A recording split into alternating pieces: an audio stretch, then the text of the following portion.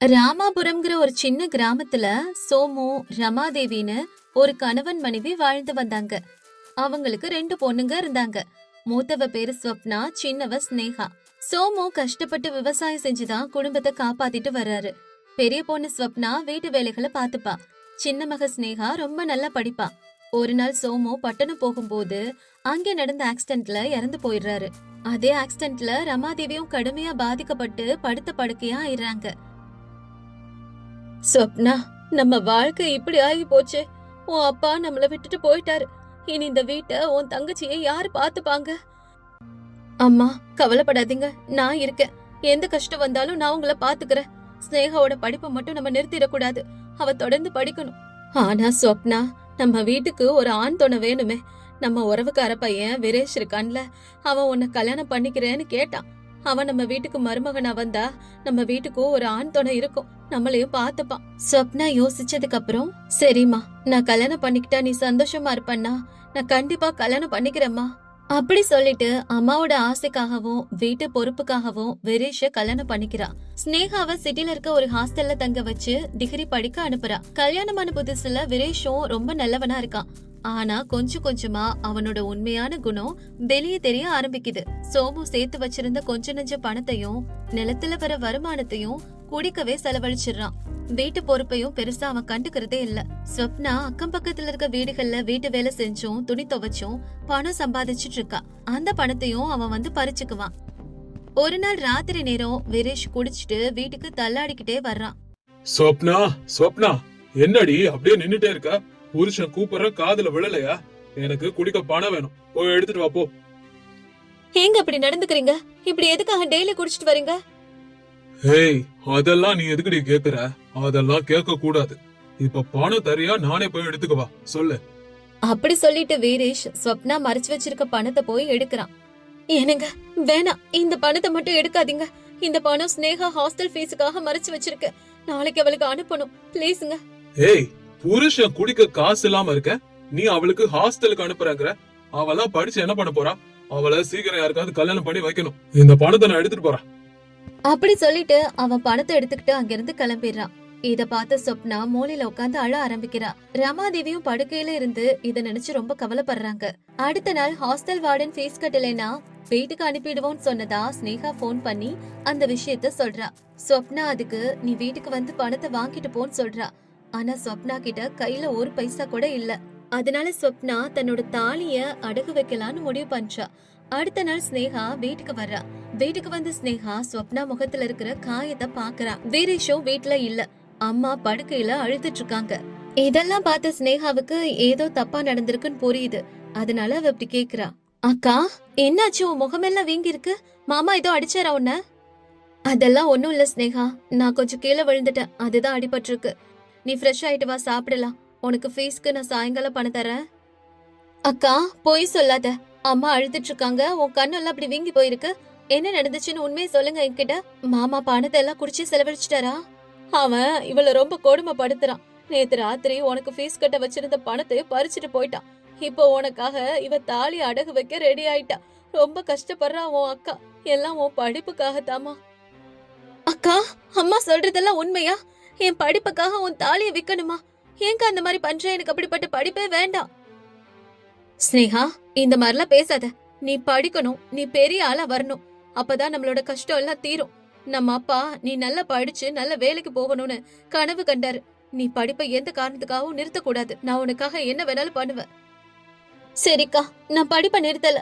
ஆனா நான் ஹாஸ்டல் போல, வீட்ல இருந்து காலேஜுக்கு போறேன். ஹாஸ்டல் ஃபீஸ் மிச்சமாகும் இல்லையா? அந்த பணத்துல நம்ம வீட்டை நடத்தலாம்ல. நான் சொல்றது சரியாக்கா? ஸ்னேகா, காலேஜ் சிட்டில இருக்கு. இங்க இருந்து டெய்லி போகணும்னாலும் பஸ்ஸுக்கு காசு வேணும். அக்கா, அத பத்தி நீ கவலைப்படாத, அதையெல்லாம் நான் சமாளிச்சுக்கிறேன்க்கா. ஸ்னேகா அடுத்த நாள்ல இருந்து வீட்டுல இருந்தே காலேஜுக்கு போக ஆரம்பிக்கிறா. ஆனா பஸ் செலவுக்கு காலேஜ் ஃபீஸுக்கு கூட பணம் இல்ல. அக்கா கிட்ட கேட்டா மாமா சண்டை போடுவார்னு பயம். அதனால அவ காலேஜ் போற சிட்டில பஸ் ஸ்டாண்டுக்கு பக்கத்துல இருக்கிற ஒரு சின்ன ஹோட்டல்ல வேலை கேக்குறா. வேலையும் கிடைக்குது. காலையில 6 மணில இருந்து 9 மணி வரைக்கும் ஹோட்டல்ல பாத்திரம் கழுவுறது, டேபிள் துடைக்கிறது, இதுதான் அவளோட வேலை. அப்படியே நாட்கள் போகுது. ஒரு நாள் அவளோட மேனேஜர் இப்படி சொல்றாரு. ஏமா, சீக்கிரம் பாத்திரம் கழுவு, கஸ்டமர்ஸ் எல்லாம் வெயிட் பண்றாங்கல்ல. இதுக்கப்புறம் டேபிள் வேற துடைக்கணும், சீக்கிரம் பண்ணுமா. சரிங்க சார், பண்ணிடுறேன். எல்லா வேலையும் சீக்கிரமா முடிச்சிட்டு காலேஜுக்கு ஸ்னேகா ஓடுறா. ஆனாலும் லேட் ஆயிடுது. முதல் கிளாஸ் எடுக்கிற சாந்தி மேடம் பாடம் நடத்திட்டு இருக்காங்க. அவங்க ரொம்பவே ஸ்ட்ரிக்ட். ஸ்னேகா லேட் ஆயிடுச்சுங்கிற பயத்தோட கிளாஸ மிஸ் பண்ணிடுவோமோன்னு மூச்சரிக்க ஓடி வந்து சேர்றா. May come in madam. மறுபடியும் லேட். உனக்கு கிளாஸுக்கு வரணும்னு அக்கறை இருக்கா இல்லையா? டெய்லி லேட்டா வந்துட்டு இருக்க. சாரி மேம், பஸ் லேட் ஆயிருச்சு. டெய்லி உனக்கு இந்த மாதிரி பஸ் லேட் ஆகுதா? நீ தான் லேட்டா வர்றன்னு நினைக்கிறேன். இப்படி லேட்டா வரவங்களுக்கு என் கிளாஸ்ல உட்கார்றதுக்கு அனுமதி இல்ல. நீ வெளியில போ. Get out. ப்ளீஸ் மேம், இந்த ஒரு தடவை என்ன மன்னிச்சிடுங்க மேம். முடியவே முடியாது. பங்க்சுவாலிட்டி இல்லாத ஸ்டூடெண்ட்ஸ நான் எப்பவுமே அக்செப்ட் பண்ணிக்கவே மாட்டேன். வெளியே போ. இப்படி சொன்னதும் ஸ்னேகாக்கு என்ன பண்றதுன்னே தெரியாம கிளாஸுக்கு வெளியே போய் நிக்கிறா. எல்லா ஸ்டூடெண்ட்ஸும் அவளை பார்த்து சிரிக்கிறாங்க. இப்ப சாந்தி மேடம் இந்த மாதிரி ஸ்டூடெண்ட்ஸ் எல்லாம் டைம் பாஸ்க்கு தான் படிக்க வர்றாங்க, இவங்களுக்கு படிப்போட அருமையை பத்தி தெரியாதுன்னு சொல்லிட்டு இருக்காங்க. இதை நினைச்சு அவளுக்கு ரொம்பவே கவலையா இருக்கு. இப்படியே போயிட்டு இருக்க நாட்கள். அப்போ ஒரு நாள் சாந்தி மேடம் ஸ்னேகா வேலை செய்யற அந்த ஹோட்டலுக்கு வர்றாங்க. ஸ்னேகா அங்க இருக்க டேபிள்களை தொடச்சிட்டு இருக்கா. கஸ்டமர்ஸ் எல்லாம் சாப்பிட்டு எச்சில் பிளேட்டை எடுத்துட்டு இருக்கா. சாந்தி மேடம் ஸ்னேகாவை பார்த்து ஷாக் ஆறாங்க. ஸ்னேகா இப்படி வேலை செஞ்சுட்டு இருக்கத சாந்தி மேடம் பாத்துடுறாங்க. ஸ்னேகா நீதானான்னு சொல்லி ஆச்சரியமா அவளை பாத்துட்டு இருக்கும் போதே இவ பயத்துல கையில வச்சிருந்த ஜக்க கீழே போட்டுடுறா. அப்ப அவளை மேனேஜர் திட்டுறாரு. ஏமா ஸ்னேகா, என்னத்த கீழே போட்ட? ஒழுங்கா கவனமா வேலை செய்ய மாட்டியா நீ? சார் கொஞ்சம் இருங்க, அவ என்னோட ஸ்டூடெண்ட். அதுக்கப்புறம் சாந்தி மேடம் ஸ்னேகாவை பக்கத்துல கூப்பிடுறாங்க. ஸ்னேகா அவங்கள பாத்துட்டு கண்ணுல கண்ணீரோட தலை குனிச்சு நின்னுட்டு இருக்கா. ஸ்னேகா இங்க வா. என்னம்மா இது? நீ இங்கேயா வேலை செய்யற?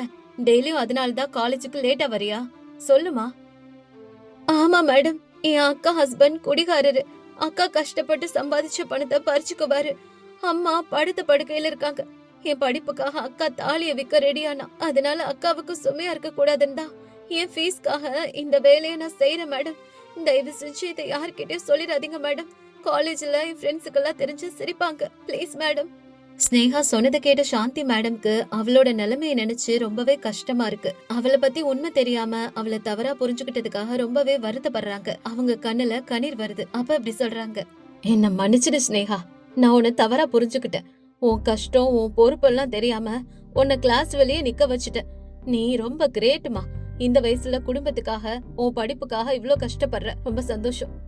பரவாயில்ல மேம், இனிமே நீ இந்த வேலையெல்லாம் செய்யாத. உன் காலேஜ் ஃபீஸ், பஸ் செலவு எல்லாத்துக்கும் நான் பணம் தர்றேன். உனக்கு தேவையான புத்தகங்களையும் நானே வாங்கி தரேன். நீ படிப்புல மட்டும் கவனம் செலுத்து, சரியா? மேம் உங்களுக்கு எதுக்கு மேம் தேவையில்லாத சிரமம்? ஒரு சிரமம் இல்ல. ஒரு டீச்சரா என்னோட கடமை இது. எனக்கு கைமாறா நீ நல்லா படிச்சு பெரிய ஆளா வந்து காட்டணும், சரியா? சாந்தி மேடம் சொன்னதுனால அவங்களோட உதவியால ஹோட்டல் வேலையை விட்டுட்டா. முழு நேரமும் ஸ்னேகா படிப்புக்கே ஒதுக்குறா. சாந்தி மேடம் ஸ்னேகாவுக்கு தனியா டியூஷன் எடுக்கிறாங்க. 2 வருஷம் முடியுது. ஃபைனல் இயர்ல ஸ்னேகா தான் காலேஜ் டாப்பரா நிக்கிறா. கேம்பஸ் பிளேஸ்மெண்ட்லயும் பெரிய கம்பெனில ஸ்னேகாவுக்கு நல்ல வேலை கிடைக்குது. ஸ்னேகா ஆஃபர் லெட்டர் எடுத்துக்கிட்டு முதல்ல சாந்தி மேடம் பாக்கதா போறா. மேடம் கால்ல விழுந்து ஆசீர்வாதம் வாங்கிட்டு ஸ்னேகா இப்படி சொல்றா. மேம் எனக்கு கேம்பஸ்ல வேலை கிடைச்சிருக்கு. மாசம் 50,000 சம்பளம் மேம். எல்லாமே உங்கனாலதான் மேம். நீங்க மட்டும் அன்னைக்கு எனக்கு உதவி பண்ணலனா என் படிப்பை எப்பவோ நின்னு போயிருக்கும். நான் உதவி பண்ணாலும் நீ படிக்கணும்னு நினைச்ச உன்னோட உறுதிதான் உன் இந்த அளவுக்கு கொண்டு வந்திருக்கு. போய் உன் அம்மாவுக்கும் அக்காவுக்கும் இந்த நல்ல செய்தியை சொல்லு. ஒரு மாசத்துக்கு அப்புறம் முதல் மாச சம்பளத்தோட ஸ்வீட் பாக்ஸ் எடுத்துக்கிட்டு வீட்டுக்கு போறா ஸ்னேகா. அக்கா இதோ என்னோட முதல் மாச சம்பளம். அம்மா எனக்கு பெரிய வேலை கிடைச்சிச்சுமா. இனி நம்ம கஷ்டம் எல்லாம் தீர்ந்து போயிடுச்சு. இங்க பாருங்க. ஸ்னேகா இத கேக்கும் போது எனக்கு ரொம்ப சந்தோஷமா இருக்குடா. ஏய் ஸ்னேகா, அந்த பணத்தை எனக்கு கொடு.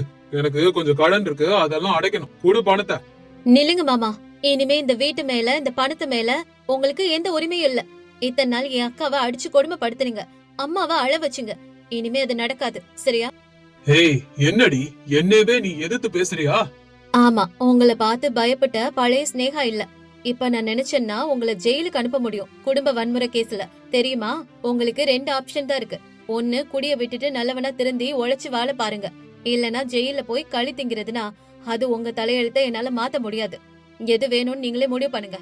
ஸ்னேகா இப்படி தைரியமா இவனை எதிர்த்து பேசினதை பார்த்து வீரேஷ் கொஞ்சம் பயப்பட ஆரம்பிக்கிறான். இதுக்கப்புறம் தன்னை பார்த்து இவங்க யாரும் பயப்பட போறது இல்ல அப்படிங்கறது அவனுக்கு புரியுது. பயம் வீரேஷ் மனச மாத்துது. வேண்டாம் ஸ்னேகா, இதுக்கப்புறம் நான் திருந்திடுறேன், குடிய விட்டுறேன். என்ன ஜெயிலுக்குலாம் தயவு செஞ்சு அனுப்பிடாத. அதுக்கப்புறம் ஸ்னேகா அவங்க அம்மாவுக்கும் சிட்டில இருக்க பெரிய ஹாஸ்பிட்டல்ல ட்ரீட்மெண்ட் பாக்குறா.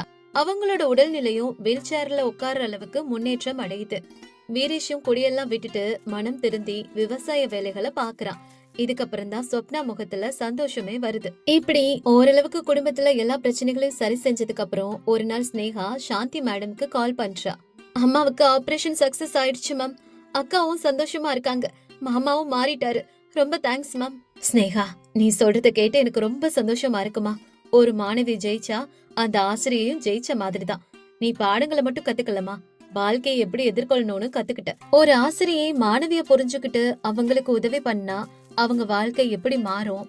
ஒரு மாணவி பொறுப்பா இருந்தா அவ குடும்பத்தோட நிலை எப்படி மாறும்னு ஸ்னேகாவோட கதை நம்மளுக்கு நிரூபிச்சிருக்கு. நம்ம வாழ்க்கையில வர கஷ்டங்களை தடை கற்களா நினைக்காம முயற்சி பண்ணி அதை வெற்றிக்கான படிக்கட்டுகளா மாத்தணும். என்னோட பேரு ஸ்ராவியா. எங்க ஊரு கோதாவரி கரையில இருக்கிற ஒரு சின்ன கிராமம். எங்க அப்பா ஒரு சின்ன விவசாயி. எங்களுக்கு நிறைய சொத்துக்கள்லாம் இல்ல. ஆனாலும் எங்க குடும்பத்துல அன்பு அக்கறைக்கு குறைவே இல்ல. என் அக்காவோட பேரு அனுராதா. அவ பாக்குறதுக்கு ரொம்ப அழகா இருப்பா. ஆனா அக்காவுக்கு சின்ன வயசுல இருந்தே படிப்பு மேலயும் அலங்காரத்து மேலயும் தான் ஆர்வம் அதிகம். சமையலே செய்ய தெரியாது. ஆனாலும் அவளுக்காக நான் தான் சமைச்சு கொடுப்பேன். ஆனா இந்த சமையல் தெரியாதுங்கிறதே என் அக்காவோட வாழ்க்கையில பெரிய சாபமா மாறும்னு எனக்கு அப்ப தெரியல. ஸ்ராவியா, எனக்கு ரொம்ப பசிக்குது. ஏதாவது செஞ்சிருக்கியா? அக்கா, நான் சாப்பாடு செஞ்சுட்டேன். உனக்கா சுட சுட உப்புமாவும் இஞ்சி துவையலும் செஞ்சிருக்கேன். அடடா, உன் கைப்பக்குவமே ருசி. அக்கா, என் சமையல்லாம் உனக்கு கல்யாணம் ஆகிறதுக்கு மட்டும்தான். நீ கல்யாணம் பண்ணதுக்கு அப்புறம் நானா உனக்கு வந்து சமைச்சு கொடுக்க முடியும். ஏதாவது சமைக்க கத்துக்கோக்கா. அதான் உனக்கு நல்லது. ஐயோ ஸ்ராவியா, எனக்கு கேஸ் ஸ்டவ் ஆன் பண்ணுனாலே பயமா இருக்கு. எனக்கு வர புருஷன் இதெல்லாம் பாத்துக்க மாட்டாரா என்ன? எனக்காக சமைக்க ஆள் வைக்க மாட்டாரா? அக்கா இப்படி அப்பாவியா சொல்லிட்டா. ஆனா அக்காவோட ஜாதகத்துல எழுதி வச்சிருந்த விதி வேற. அக்காவோட அழக பார்த்து நகரத்துல இருக்க கோடீஸ்வரியான ராஜேஸ்வரி தேவி அம்மா அவங்களோட பையன் ஆனந்துக்கு அக்காவை பெண் கேட்டு வந்திருந்தாங்க. ராஜேஸ்வரி அம்மாவுக்கு பணம் சொத்தெல்லாம் விட வீட்டை பாரம்பரியமா சீரமைக்கிற மருமக தான் வேணும். அக்காவுக்கு சமையல் வருமா வராதான்னு கேட்காமலே கிராமத்து பொண்ணுதானே எல்லாமே தெரிஞ்சு வச்சிருக்கோன்னு நினைச்சிட்டாங்க. அக்காவோட கல்யாணம் பிரம்மாண்டமா நடந்துச்சு. அக்காவும் நகரத்துக்கு போயிட்டா. திருமணம் ஆன புதுசுல எல்லாமே நல்லதா இருந்துச்சு. ஆனா உண்மையான பிரச்சனையே சமையல் அறையில தான் ஸ்டார்ட் ஆச்சு. ராஜேஸ்வரி அம்மா வீட்டுல சமையல் ஆள் இருந்தாலும் மருமக கையால சாப்பிடணும்னு அவங்களுக்கு ஆசை. ஒரு நாள் காலையில, அம்மாடி மருமகளே, இன்னைக்கு நம்ம வீட்டு வேலைக்காரி லட்சுமி வரல. மதிய சாப்பாட்டை நீயே சமைச்சிரு. எனக்கு ஒன்னும் பெருசா வேணாமா. கொஞ்சம் பருப்பு போட்டு சாம்பார் வச்சிரு. வெண்டைக்காய் வறுத்துடு. சுட சுட சாதம் செஞ்சிரு. எல்லாம் உங்க ஊர்ல கிராமத்துல எப்படி செய்வாங்களோ அப்படி செய்யுமா. அத்தா, அது எனக்கு அது என்னம்மா, சமைக்கதானு சொன்ன, ஏன் தடுமாறுற? நீ புது பொண்ணு இல்லையா? உன் கைப்பக்குவம் எப்படி இருக்குன்னு நான் சாப்பிடணும்னு ஆசைப்படுறேன். அதனாலதான் சொன்னேன். உன் புருஷன் ஆனந்தும் உன் சாப்பாடு சாப்பிடணும்னு நினைக்கிறாமா. ஆமா அனுராதா, நீ ட்ரை பண்ணு. அம்மாவுக்கு உன் கைப்பக்குவம் எப்படி இருக்குன்னு ருசியை காட்டு. ஆனந்தும் அப்படி சொல்லவும் அக்காவுக்கு என்ன செய்யணும்னே புரியல. எனக்கு போன் செய்யலனாலும் அத்தா அங்க இருக்காங்க. தைரியமா சமையல் அறைக்கு போறா. சாம்பார்ல எவ்வளவு உப்பு போடணும்னு தெரியல. வெண்டைக்காய் எவ்வளவு நேரம் வறுக்கணும்னு தெரியல. ஏதேதோ செய்தா. மதிய சாப்பாட்டு நேரம். ராஜேஸ்வரி அம்மா ஆசையா சாப்பாட்டுல சாம்பாரை கலந்து வாயில வச்சாங்க. உடனே அவங்க முகம் மாறி போயிடுச்சு. ராஜேஸ்வரி அம்மா தட்டிலே கை கழுவிட்டு, ஐயோ என்ன இது, உப்பு உப்பா இருக்கு, பருப்பு வேகவே இல்ல. அத்தை, தயவு செஞ்சு என்ன மன்னிச்சிருங்க அத்தை. எனக்கு சமையல் செய்ய தெரியாது அத்தை. அதான். என்னம்மா சொல்ற? உனக்கு சமையல் செய்ய தெரியாதா? கிராமத்துல இருந்து தானே வந்த. அங்க சமையல் கத்துக்காமே வந்து கல்யாணம் பண்ணிக்கிட்டியா? அழகு இருந்தா போதுமா? குறைஞ்சபட்சம் சாம்பார் எப்படி செய்யறதுனால தெரியலன்னா எப்படி? என் மகனுக்கு தினமும் இதையே செஞ்சு போடுவியா? ச்சே, என் பசி செத்து போச்சு. அம்மா, அவ போக போக கத்துக்குவாமா. எதுக்கு இந்த மாதிரி கோவப்படுறீங்க? என்ன போக போக கத்துக்குவாளா? இப்பவே 1 மாசம் ஆச்சு. ஒரு சாப்பாடு செய்ய தெரியல. நாளைக்கே சொந்தக்காரவங்க யாராவது வந்தா ராஜேஸ்வரி மருமகளுக்கு சமையல் வராதான்னு கேட்டு சிரிப்பாங்க. அப்படி அவங்க சொல்லவும் அக்கா அவளோட ரூமுக்கு போய் பயங்கரமா அழ ஆரம்பிக்கிறா. அந்த நாளுக்கு அப்புறம் அவளோட அத்தை சமையல் அறைக்குள்ளே விடுறது இல்ல. உனக்கு ஒன்னும் தெரியுறது இல்ல. இதுக்கப்புறம் லட்சுமியே சமையல் எல்லாம் செய்வா. நீ அவளுக்கு காய்கறிகளை மட்டும் வெட்டி கொடு, அது போதும். அப்படி அவளை அவமானப்படுத்துற மாதிரி பேசிடுறாங்க. அக்கா அந்த வீட்டுல ஒரு வேலைக்காரிக்கு உதவி செய்யற அளவுக்கு மாறி போயிட்டா. கொஞ்ச நாளைக்கு அப்புறம் நான் அக்காவை பாக்குறதுக்காக நகரத்துக்கு போனேன். அக்கா இருக்கிற வீட்டை பார்த்து எனக்கு தலையே சுத்திடுச்சு. அவ்வளோ பெரிய பங்களா, விலை உயர்ந்த கார்கள் எல்லாம் இருக்கு. அக்கா மகாராணி மாதிரி இருப்பான்னு நினைச்சேன். ஆனா அக்கா கண்ணுல சந்தோஷம் இல்ல. சமையலறையில அக்கா காய்கறிகளை வெட்டிட்டு இருந்தா. வேலைக்காரி லட்சுமி ஸ்டவ்ல சமைச்சுக்கிட்டு அக்காவை அதிகாரம் பண்ணிட்டு இருந்தா. ராஜேஸ்வரி அம்மா ஹால்ல உட்காந்து டிவி பாத்துட்டு இருந்தாங்க. ஸ்ரவ்யா, பாவா, எப்படி இருக்க? என்னக்கா இது? நீ உட்காந்து காய்கறி வெட்டிட்டு இருக்க, உன் வீட்டு வேலைக்காரி சமையல் பண்ணிட்டு இருக்கா. ஸ்ரவ்யா, சத்தமா பேசாத, அத்தைக்கு கேட்டுற போது. எனக்கு சமையல் தெரியாதுன்னு அவங்களுக்கு தெரிஞ்சிடுச்சு. அதனால அவங்க ரொம்ப கோபப்பட்டுட்டாங்க. அதுக்கப்புறம் என்ன சமைக்க விடுறதில்ல. நான் வெறும் பாத்திரம் கழுவுறதும் காய்கறி வெட்டுறதும் அந்த மாதிரி சின்ன சின்ன வேலைகளை தான் செஞ்சுட்டு இருக்கேன். இவங்க அப்படி இங்க பேசிட்டு இருக்கும் போதே அங்க ராஜேஸ்வரி அம்மா வர்றாங்க. என்ன இங்க சத்தம்? ஓ, உன் தங்கச்சி வந்திருக்காளா? வாமா வா. சரி சரி, உன் தங்கச்சி கிட்ட அப்புறம் பேசிக்கலாம். முதல்ல அந்த வெண்டைக்காயை வெட்டி லட்சுமிக்கு கொடு. லட்சுமி, கூட்டுல உப்பெல்லாம் சரியா போட்டிருக்கியான்னு பாரு. அன்னைக்கு இவள மாதிரி உப்பு அள்ளி கொட்டி உப்பு கஷாயம் பண்ணி வச்சிராதமா. இவங்க அப்படி பேசினதை கேட்டு என்னால தாங்கவே முடியல. அக்காவை வேலைக்காரி முன்னாடியே இழிவா பேசுறாங்க. அக்காவும் இத கேட்டுட்டு தலை குனிஞ்சு காய்கறிகளை வெட்டிட்டு இருக்கா. ஆனா அக்காவை இந்த பிரச்சனையில இருந்து வெளியே கொண்டு வரணும்னு எனக்கு தோணுச்சு. அன்னைக்கு ராத்திரி எல்லாரும் தூங்குனதுக்கு அப்புறம் நானும் அக்காவும் அக்காவோட ரூம்ல பேசணும். அக்கா, நீ இப்படி சும்மா அழுதுகிட்டே உட்கார்ந்துருந்தா அதனால ஒரு பிரயோஜனமும் இல்ல. பிரச்சனை என்ன? உனக்கு சமையல் வரல அதானே? அது ஒண்ணும் பிரம்ம ரகசியம் இல்ல, நான் கத்து தரக்கா. வேணா ஸ்ராவியா, எனக்கு சமையலே செய்ய வராது. நான் செஞ்சா அது எப்படியும் நல்லா இருக்காது. அப்புறம் அத்தை என்ன மறுபடியும் திட்டுவாங்க. அக்கா, நீ இப்படி பயப்பட்டனா வாழ்நாள் ஃபுல்லா அவங்க உன்னை திட்டிக்கிட்டே தான் இருப்பாங்க. அவங்க வாயை மூடணும்னா நீ கரண்டிய பிடிக்கணும். நாளையில இருந்து அத்தை எழுந்துறதுக்கு முன்னாடி நாம சமையல் அறைக்கு போவோம். நானும் பக்கத்துல இருந்து உனக்கு சமையல் செய்ய கத்து கொடுப்பேன். அது ஒண்ணும் பெரிய விஷயம் இல்லக்கா. அடுத்த நாள் காலையில 5 மணிக்கு, அக்கா முதல்ல பயப்படாம ஸ்டவ் பத்த வை. பயப்படாத, இன்னைக்கு வெண்டைக்காய் வறுவல் செய்வோம். இதுக்கு எண்ணெய் எவ்வளவு ஊத்தணும்? இதோ இந்த ஸ்பூனை வச்சு 2 ஸ்பூன் போடு. எண்ணெய் சூடானதுக்கு அப்புறம் கடுகு போடணும். அது நல்லா பொரிஞ்சு வந்ததுக்கு அப்புறம் வெண்டைக்காய் துண்டுகளை போடு. ஸ்டவ் அதிகமா வச்சு எரிக்க கூடாது, அது பச்சையா இருக்கும், வேகாது. சிம்ல போடு. முதல் 2 நாள் அக்காவுக்கு சமையல் கத்து கொடுக்கறது கஷ்டமா தான் இருந்துச்சு. அக்கா ஒண்ணு அதிகமா உப்பு போட்டுருவா, இல்லனா தாளிப்பா கருக்கிடுவா. ஆனா நான் பக்கத்துல இருந்து அதை சரி செய்வேன். அத்தை எழுந்ததுக்கு அப்புறம் அதெல்லாம் வேலைக்காரி செஞ்ச மாதிரி மேனேஜ் பண்ணுவோம். ஆனா ஒரு நாள் நான் பக்கத்துல இல்லாதப்போ அக்கா காஃபி போட்டா. ஆமா, இன்னைக்கு காஃபி யாரு போட்டது? அத்தை, இன்னைக்கு லட்சுமி வரல, அதனால நான் தான் அத்தை போட்டேன். பரவாயில்ல, குடிக்கிற மாதிரிதான் இருக்கு. சக்கரை அதிகமா இருக்கு, அதை மட்டும் குறை. அத்தை சொன்ன இந்த வார்த்தைகளே அக்காவோட மனசுல புதுசா தைரியத்தை கொடுத்துச்சு. அத்தை சொன்ன பரவாயில்லங்கிற வார்த்தையை மாத்தி நல்லா இருக்கும்னு சொல்ல வைக்கணும்னா அக்கா இன்னும் நிறைய பயிற்சி எடுக்கணும்னு தோணுச்சு. நான் அக்கா கூடவே இருந்து அவளுக்கு கத்து கொடுத்தேன். நான் வந்து ரொம்ப நாட்கள் ஆச்சு. அக்கா இப்போ சின்ன சின்ன கூட்டு, ரசம், பருப்பு இதெல்லாம் நல்லா செய்யறா. ஆனா உண்மையான பரீட்சை நாங்க எதிர்பார்க்காத நாள்ல வந்துச்சு. ராஜேஸ்வரி அம்மாவோட சின்ன வயது ஃப்ரெண்ட்ஸ் எல்லாம் லஞ்சுக்கு வீட்டுக்கு வரதா செய்தி வந்துச்சு. லட்சுமி, இன்னைக்கு லஞ்ச் ரொம்பவே ஸ்பெஷலா இருக்கணும். வரவங்க எல்லாம் ரிச் பீப்புள். அவங்களுக்கு பிரியாணி, சிக்கன் கிரேவி, வெஜ்ல பன்னீர் பட்டர் மசாலா, ஆலு கிரேவி இதெல்லாம் பண்ணிடு. ஐயோ, எனக்கு இதெல்லாம் தெரியாதுமா. அந்த பன்னீர் கிண்ணறெல்லாம் செய்ய வராது. எனக்கு தெரிஞ்சதை மட்டும் செய்யறாமா. என்னடி இப்படி சொல்ற? இப்ப கேட்டரிங்க்கு சொல்லி விடுறது கூட டைம் இல்லையே. இப்ப என் மானம் போக போகுது உங்களால. அத நீங்க தப்பா நினைக்கலன்னா நான் ஒண்ணு சொல்றேன். எங்க அக்கா இன்னைக்கு சாப்பாடு செய்வாத்த. என்னது? ஓ அக்காவா? சாம்பார்ல இவ போட்ட உப்பே கடல்ல கிடைக்கிற உப்பை விட அதிகமா இருக்கும். இதுல பிரியாணி வேறையா? என்னம்மா காமெடி பண்றியா? இல்லத, இந்த வாரம் அக்கா நல்லாவே சமையல கத்துக்கிட்டா. நான் பக்கத்துல இருந்து அக்காவை செய்ய வைப்பேன். ப்ளீஸ் நம்புங்க. அக்கா கையில ஒரு ருசி இருக்கு. ஒரு தடவை சான்ஸ் கொடுத்து பாருங்க. அக்கா கண்டிப்பா நல்லா செய்வா.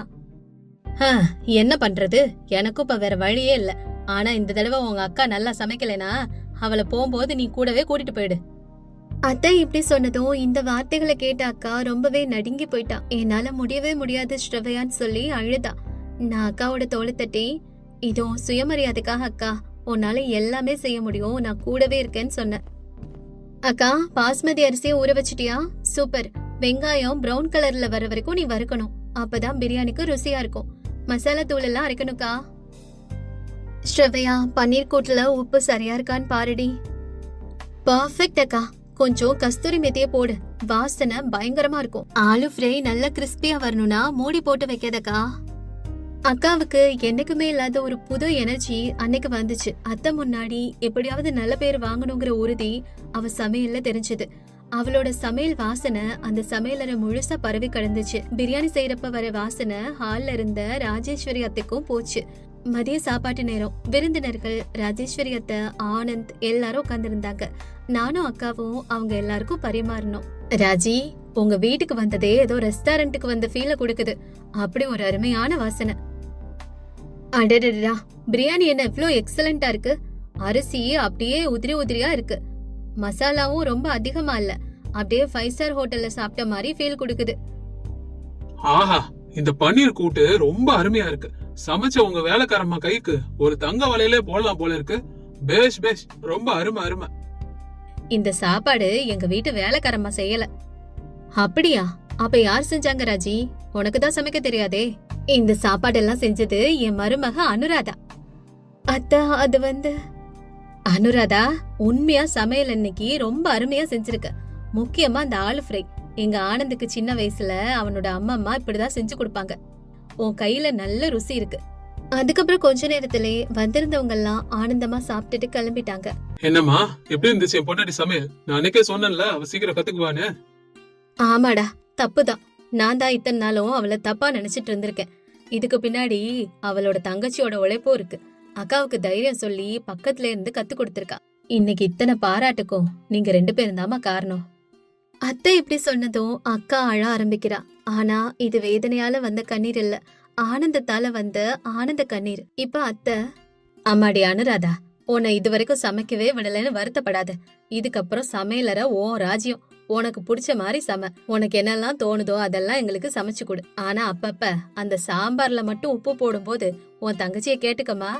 அப்படி சொல்லவும் அங்கிருந்து எல்லாரும் சிரிக்கிறாங்க. அன்னையில இருந்து அக்காவோட தன்னம்பிக்கை அதிகமாச்சு. கொஞ்சம் கொஞ்சமா சமையல கத்துக்கிட்டு இன்னைக்கு அக்கா வெரைட்டியா செய்ய ஆரம்பிச்சுட்டா. பண்டிகை வந்தாலும் சரி, ஏதாவது ஃபங்க்ஷன் இருந்தாலும் சரி, அனுராதா கையால தான் சமையல் இருக்கணும்னு எல்லாருமே கேக்குற அளவுக்கு அக்கா பயங்கர செஃப் ஆயிட்டா. இதை விட தங்கச்சியா எனக்கு வேற என்ன பெருமை இருக்க போகுது? அதான் கத்துக்கணும்னு ஒருத்தருக்கு ஆர்வம் இருந்து கத்து கொடுக்கறதுக்கும் ஊக்கம் கொடுக்கறதுக்கும் ஒருத்தர் கூடவே இருந்தா யார் வேணாலும் ஜெயிக்கலாம். அதுக்கு எங்க அக்கா தான் எடுத்துக்காட்டு.